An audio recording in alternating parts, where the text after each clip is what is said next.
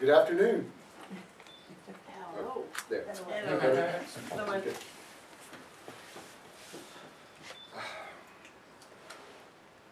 When I was asked to speak at this event, I was, of course, thrilled and honored. And thank you very much. And thank you all for the welcome that we've had here. This has been amazing. And seeing some of you again and meeting some of you for the first time has just been a tremendous thrill. I really didn't prepare any comments because I didn't know what I wanted to say until I got here and started seeing the way that the ancestors are honored and treated here, and seeing how you guys do things. And as Don was saying earlier, it is very different wherever we go. Wherever we travel, we meet people and we get a different perspective on things. And the candle, such an amazing and thoughtful idea. It's nothing that it would have occurred to many of us. You know, we were talking about at the farm possibly having a light, you know, with colored glass, you know, hanging over or near the altar, always lit to, you know, signify the presence of the divine there all the time. But a candle like that, something so simple and so elegant. And I realized how much we can learn from each other, and how much we need to get all of us exchanging ideas. You know, we were talking about the time zone differences and finding ways to communicate more, and again, Lord Don was mentioning that earlier. There's so many ways that we can exchange ideas, so many ways that we can share our thoughts, from the videos to the internet, you know, Skype. How many ways do we have to communicate? And we need to try to use them more. Granted, it takes accommodation with an 8-hour time difference, but it's worth doing. It's worth doing, and this trip has really shown me how much we have to gain from diversity. You know, I'm always saying something about celebrating and embracing what we have in common, but really celebrating the diversity and the differences. That's the spice. You know, the ingredients are always pretty much the same. You know, a roast is a roast is a roast. And the ingredients that go into it, but it's the spice. It's the individual flavorings. It's the way someone tinkers with the, you know, with the flavors and the spices that make it unique and different. But it's still a roast. What we're doing is so common to ourselves, to, you know, to the whole tradition. But the way it's flavored in each location is the exciting part about getting out and traveling and meeting people. And we can do that through the internet, through this technology. We need to find ways to share how you guys do ritual. Share how we do ritual at the farm. Share how someone in the Midwest does ritual, or in the UK, or in South America. The more we can use this technology and share, the more we can use a simple video camera. And I mean, these things are simple and inexpensive these days, relatively. And record what we're doing so that we can share that. So that you guys can share what you do here and help others to find that particular spice, that particular flavoring. I mean, we all,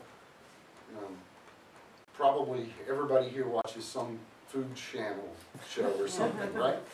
And you're always trying to learn how another person cooks that same thing and dresses it up in a different way.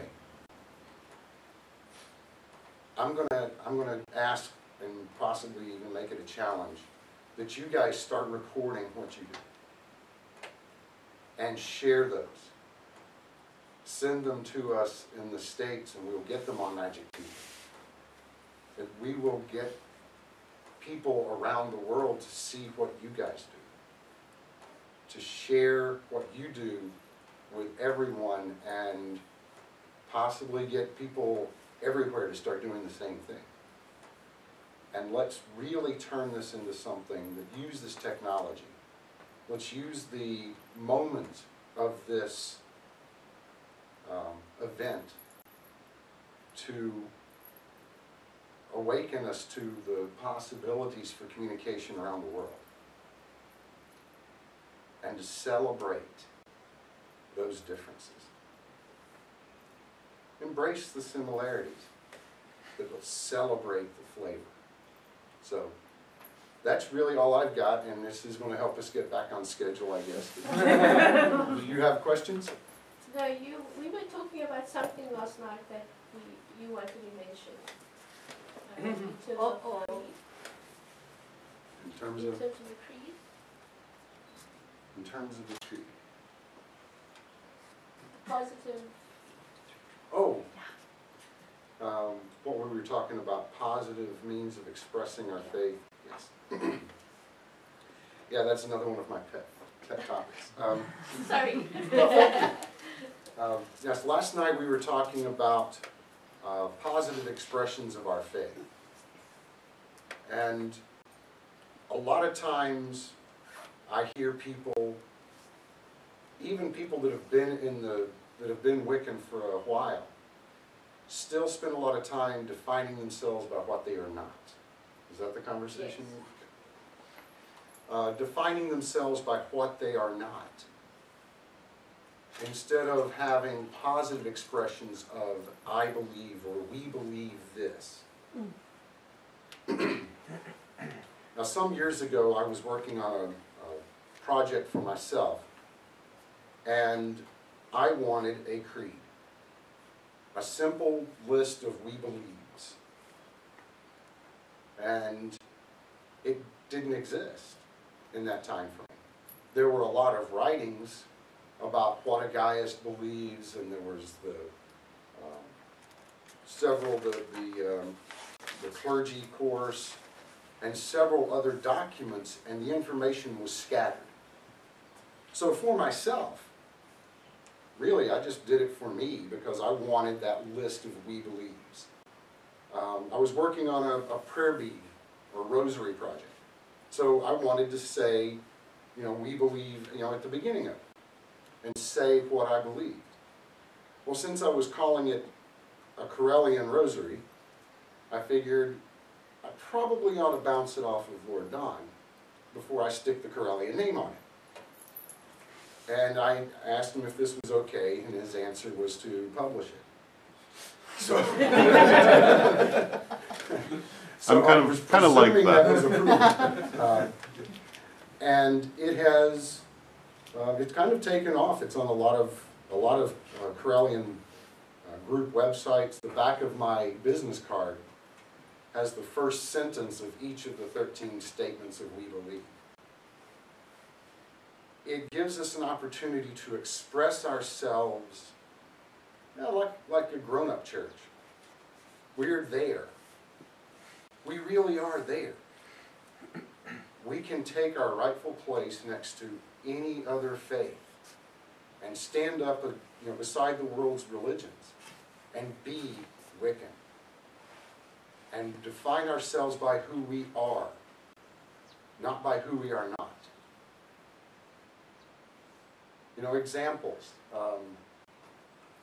Well, we don't go to church on Sunday because we don't believe in that kind of thing.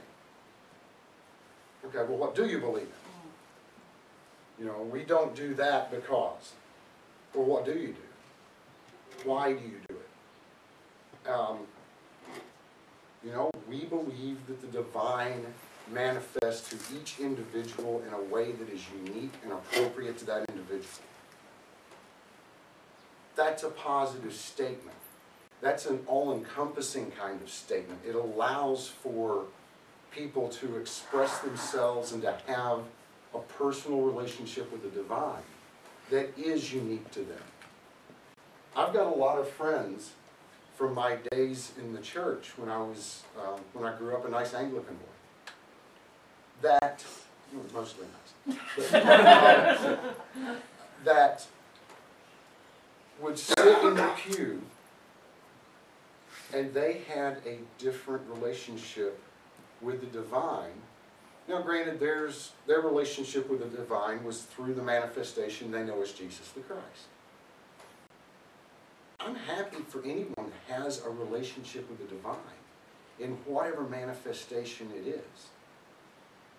But even two people that would sit in the pew next to each other every Sunday for years had a different relationship with the divine, even though it was the same manifestation. We need to get over our rebellion. We don't need to rebel. We don't need to not be. We need to find a way to start being in our own right. To embrace the divine in whatever manifestation has come to you. And the divine will approach you repeatedly and often, and it is up to you to answer. When we do that, we can begin to move forward. We've got to leave behind the we are not and look at what we are and who we are. And get with me. I will find a way to get my computer operating enough here that I can email, or if we've got a printer, I can print off a couple of copies of the full text of the creed. And like I said, I wrote it for myself, but I wanted to write something that was a statement of we believe, not a we don't believe. We can't do that. We've got to start moving forward and looking forward and being positive and being open. And so I guess that was the other topic I did want to talk about.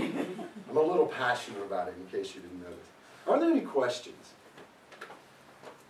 Yeah, I've got a question. Yes, ma'am. Both you and Don have talked about the slight differences in the spices and things in the meal. Give us some examples. I'm fascinated about how other people practice. Well, one of the things that was very evident yesterday was sunwise is different here than it is in the Northern Hemisphere. You know, sunwise down here is counterclockwise. So it's all back to front for you. Exactly. So as soon as someone started walking the opposite way, yeah, you're like, I went, it took me about 5 seconds of processing to go, click, click, click, click. Oh yeah, okay. So that was unexpected. It was something I knew. I've got a student in Australia, so I knew, but I had not experienced it. Don had mentioned the smudge stick. Another example was something as simple and elegant as that candle. Yeah. That's something we all talk about, honoring the ancestors. But how you guys are doing it with that candle, that's a subtle flavoring that's different. It's something that other people can see from the videos, from the conversations we will have about this weekend. And that's something that someone else might say, ooh, and borrow, and use for themselves, and find through your example of a simple candle, they might find a closer relationship with the divine by embracing something that you guys shared. That's the kind of thing I'm talking about. It's subtle differences. None of them are huge differences. But it's just fascinating. So what about an American, a Chicago one, how would you be different to us apart from the different hemispheres? Good grief. Am I putting you on the spot now? Me not being I'm just from Chicago. interested. No, but every group, some groups in the U.S. that I have visited use a lot more music. A Sacred Sea Temple, particularly in Atlanta, they did an entire musical. Do they play instruments or they just play music? Play instruments, sing, dance. I mean, they put on a show. And it was ritual theater. Nice. With song and dance. That's the talents of the individuals there. Yeah. You know, we could never pull that off in Pennsylvania. In Pennsylvania,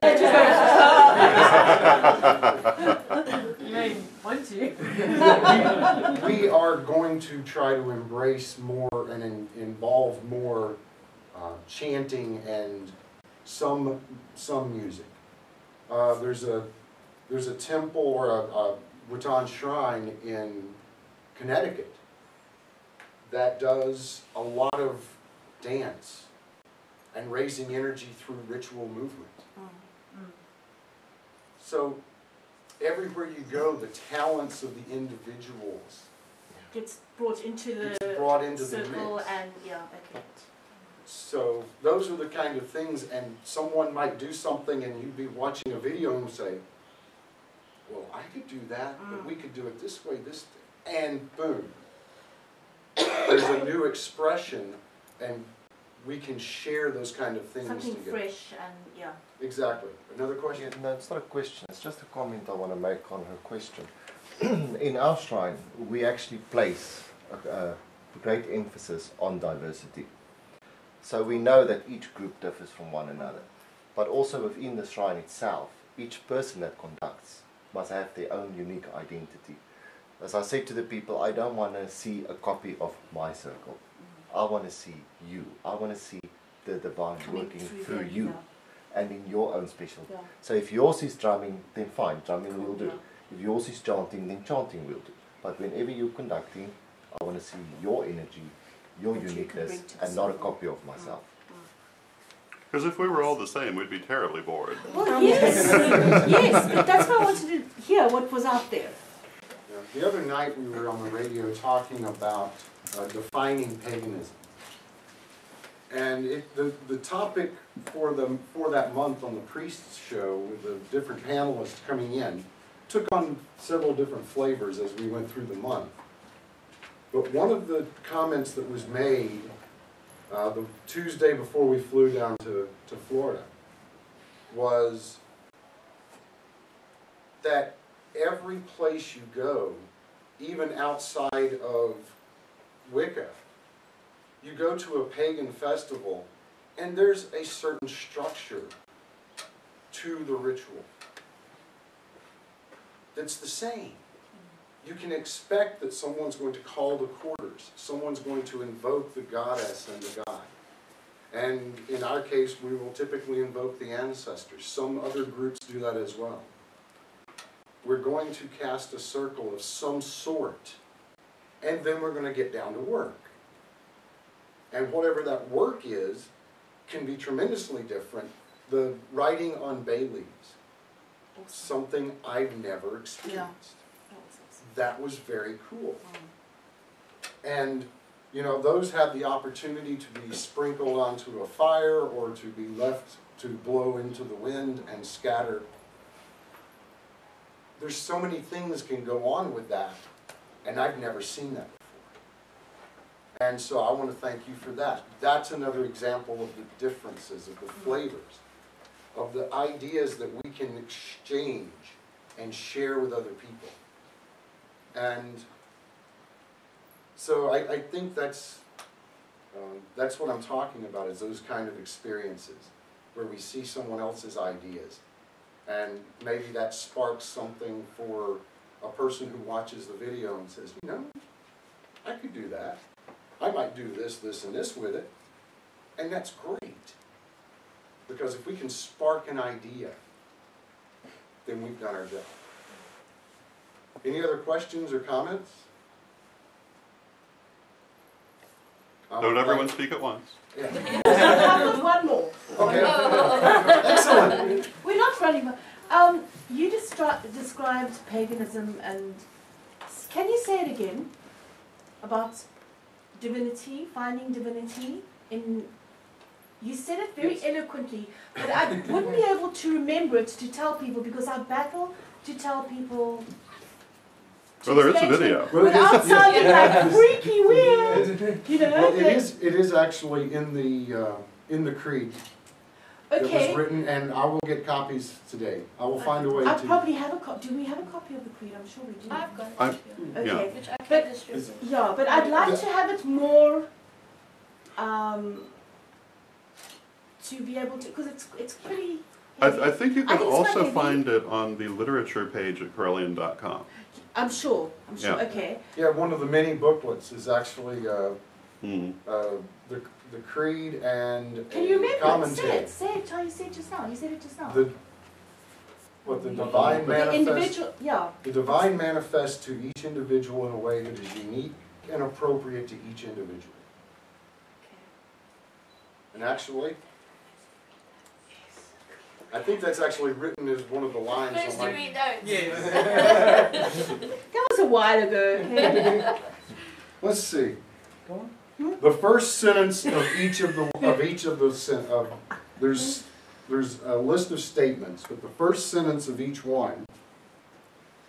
We believe inner truth is universal in nature. We believe the gods are humans' way of understanding and interacting with deity. We believe in the providence of deity, that all things happen according to the will of deity, which is ultimately to the good. We believe that as humans, we have many levels of our being. We believe in reincarnation, that the soul is created from deity and is never separate from deity. We believe in a living, spiritual, sentient universe, of which all galaxies, stars, and planets are components. We believe everything is in a state of constant and ultimately beneficial growth, universal growth and evolution. We believe the Wiccan Rede, do as you will but harm none, is the highest moral statement. We believe the ultimate truth is beyond the understanding of humans. We believe all pagan religions should acknowledge one another as kindred and stand together as equals. Thank you. There are more sentences, there's more to each of those statements. Sure. I just took the, just to put on the back of my business card, so when I'm talking with someone, I can just hand them the card, say, here is who we are, this is what we believe, and here's how you can get in touch with me if you're interested in knowing me.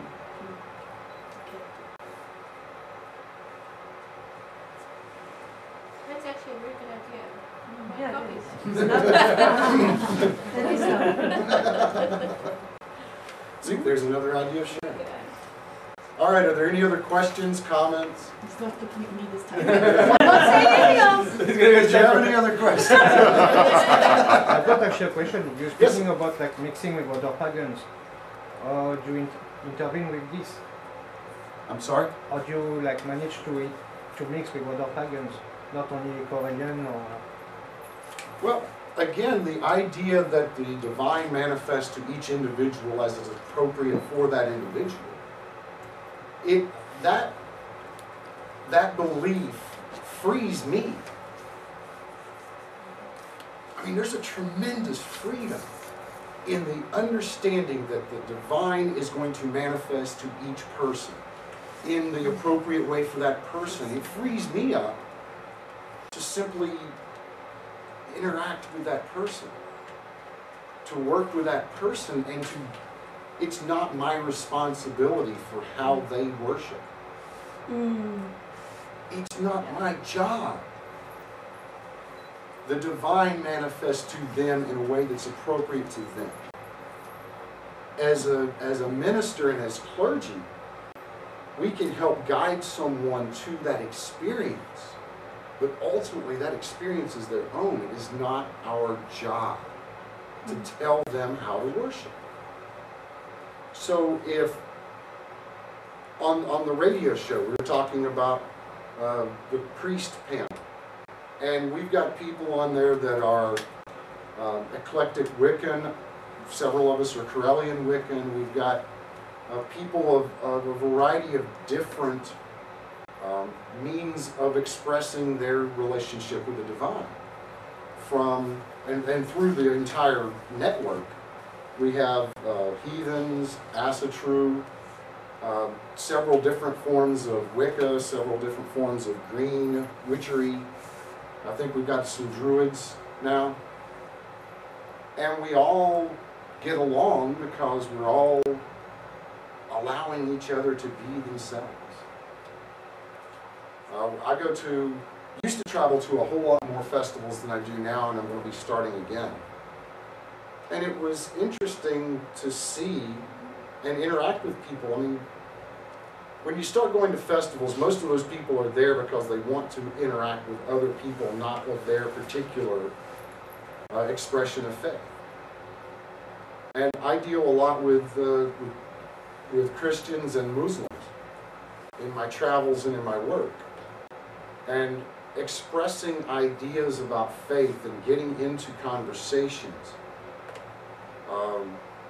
the whole interfaith dialogue that is beginning to really take place in so many locations is possible only when we recognize that statement that you've enjoyed so much, that the divine manifests to each individual in a way that is unique and appropriate to that individual. Once we do that, it does free us to express ourselves to other people, to share their expression. As long as we all understand that we all have that right to have that individual relationship with the divine, then we're free. We as individuals are free once we believe that. It doesn't matter what they believe or what anyone else believes. It frees us to love the divine within that person and express that love of the divine through us.